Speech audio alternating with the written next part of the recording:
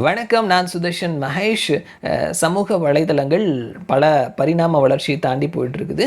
Facebook, Instagram இந்த மாதிரியான தளங்களில் நண்பர்கள் ஆகிறதும், அந்த நண்பர்கள் காதலர்கள் ஆகிறதும், அந்த காதலர்கள் திருமணத்தில் முடிகிறதும், இந்த மாதிரியான நிறைய செய்திகளை நம்ம பார்த்துட்ருக்குறோம். அதே மாதிரி ஃபேஸ்புக் நண்பர்களை நம்பி போய் ஏமாந்த பெண்கள், இன்ஸ்டாகிராம் நண்பர்களை நம்பி பணத்தை பறிகொடுத்தவர்கள், இந்த மாதிரி மோசடியான சில விஷயங்களையும் நம்ம பார்த்துட்ருக்குறோம். ஸோ இப்படியாக வந்துட்டு சமூக வலைதளங்களில் பல நல்லதுகளும் இருக்குது, பல கெட்டதுகளும் இருக்குது.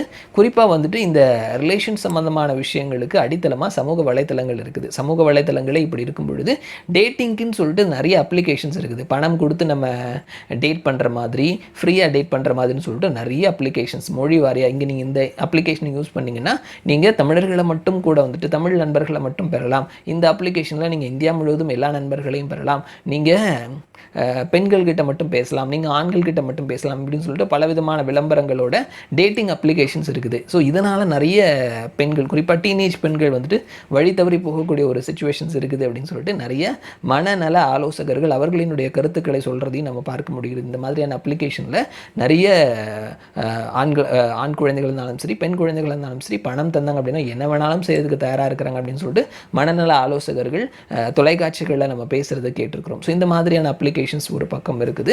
ஸோ அதற்கான விளம்பரங்களும் வந்துட்டு நிறைய வகையில் செய்யப்பட்டு இருக்குது. இது ஒரு இந்த அப்ளிகேஷன் வந்துட்டு ஒரிஜினலான டேட்டிங் அப்ளிகேஷன். நீங்கள் வந்து போலிகள்லாம் கிடையாது.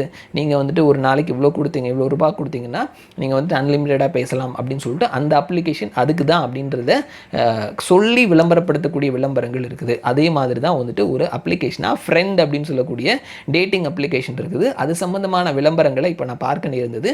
ஸோ அது ரொம்பவே அபத்தமாக தெரிஞ்சுது. போலியான ஒரு விளம்பரத்தை சொல்லி ஒரு சமூகத்தை தவறான வழியில் எடுத்துகிட்டு போகிற மாதிரி இருக்குது அந்த அப்ளிகேஷனினுடைய விளம்பரங்கள். குறிப்பாக ஒரு காலத்தில் விளம்பரங்களுக்கு நிறைய பிரபலங்களை பயன்படுத்திகிட்டு இருந்தாங்க, நடிகர் நடிகைகளை பயன்படுத்திகிட்டு இருந்தாங்க. இப்போ வந்துட்டு இன்ஸ்டாகிராமில் இருக்கக்கூடிய, யூடியூப்பில் இருக்கக்கூடிய இன்ஃப்ளூயன்சஸை பயன்படுத்துகிறாங்க. நிறைய ஃபாலோவர்ஸ் இருக்கிறவங்கள அவங்கள வந்துட்டு விளம்பரங்களுக்கு பயன்படுத்துகிறாங்க. அவங்களுக்கு நடிகர்களோடு ஒப்பிடும் பொழுது பெரிய அளவில் அவங்களுக்கு காசு கொடுக்க வேண்டிய தேவை கிடையாது. ஒரு சின்ன அமௌண்ட்டில் ஒரு விளம்பரத்தை ரெடி பண்ணிடலாம். அவங்கள வைத்து அவர்களினுடைய பேஜிலே ப்ரமோட் பண்ண சொல்லும் பொழுது அது இன்னும் நிறைய பேர்கிட்ட போய் சேரும். அந்த மாதிரி தான் இந்த ஃப்ரெண்ட் அப்ளிகேஷன், ஃப்ரெண்ட் அப்படின்னு சொல்லக்கூடிய டேட்டிங் அப்ளிகேஷனுடைய விளம்பரமும் இருக்குது. எப்படி இருக்குது அப்படின்னா, ஒரு ஆண் பெண் இருக்கிறாங்க. அந்த பெண்மணி சொல்கிறா, இந்த மாதிரி எல்லா டைமும் நீ தான் பே பண்ணுவியா, இந்த முறை நான் பே பண்ணுறேன் அப்படின்னு சொல்லிட்டு. நீ பே பண்ணுறியா, நீ எங்கே சம்பாதிக்கிற அப்படின்னு கேட்கும்பொழுது ஃப்ரெண்ட் ஆப் வழியாக சம்பாதிக்கிறேன், இதில் பாய்ஸ் அண்ட் கேர்ள்ஸ் அவங்களுடைய கிஃப்ட்ஸை வந்துட்டு ஷேர் பண்ணிக்கலாம், ஷேர் பண்ண கிஃப்ட்ஸை ரியல் மணியாக கன்வெர்ட் பண்ணிக்கலாம், அப்படி தான் நான் சம்பாதிச்சேன் அப்படின்னு சொல்லி சொல்கிறாங்க. ஸோ இந்த விளம்பரங்களில் நிறைய வந்துட்டு கப்பிள்ஸாக இருக்கக்கூடிய யூடியூபர்ஸ், கப்பிள்ஸாக இருக்கக்கூடிய இன்ஸ்டாகிராம் கப்பிள்ஸ், இவங்க தான் இந்த வீடியோ பண்ணுறாங்க. கணவன் மனைவி ரெண்டு பேருமே இந்த விளம்பரங்களில் வர்றாங்க. நிறைய பேர் வராங்க, ஒரு கப்பிள்னு சொல்ல முடியாது, சில கப்பிள்ஸ் வராங்க. ஸோ அது எல்லா விளம்பரங்கள்லையுமே அந்த கணவர் தான் அந்த மனைவி கிட்ட கேட்கிறாரு, உனக்கு எப்படி பணம் வந்தது அப்படின்னு சொல்லிட்டு. மனைவி தான் சொல்கிறாங்க, நான் ஃப்ரெண்ட் ஆப் வழியாக என்னுடைய பாய் ஃப்ரெண்ட் கிட்ட இருந்து கிஃப்ட்டை வாங்கினேன், அந்த கிஃப்ட்டை வந்துட்டு ரியல் மணியாக நான் கன்வெர்ட் பண்ணிட்டேன் அப்படின்னு சொல்லிட்டு.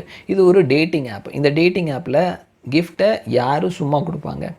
ஸோ இந்த மாதிரி பணம் சம்பாதிக்கலாம் அப்படின்ற ஒரு ஆசையை தூண்டுற மாதிரி இந்த ஆப்புக்குள்ளே வந்துட்டு கொண்டு வரதுக்கான வேலையை செய்கிறாங்க.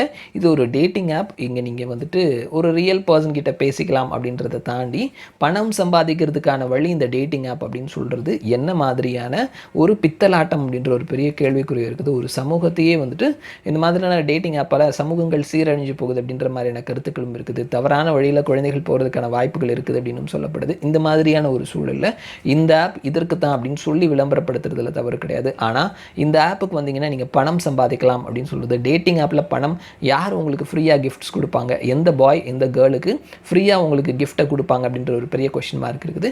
ஸோ இந்த மாதிரியான தவறாக வழிநடத்தக்கூடிய விளம்பரங்களை அரசாங்கங்களும் பார்த்து கண்ட்ரோல் பண்ண வேண்டியது, மானிட்டர் பண்ண வேண்டியது ஒரு கடமையாக இருக்குது. இல்லைனா இது தவறான ஒரு சமூகத்தை உருவாக்கக்கூடிய ஒரு சூழலையும் ஏற்படுத்தி கொடுக்கும். ஸோ நீங்களும் கவனமாக இருங்க. மறுபடியும் நான் உங்களை இன்னொரு வீடியோவில் சந்திக்கிறேன். அது வரைக்கும் நன்றி.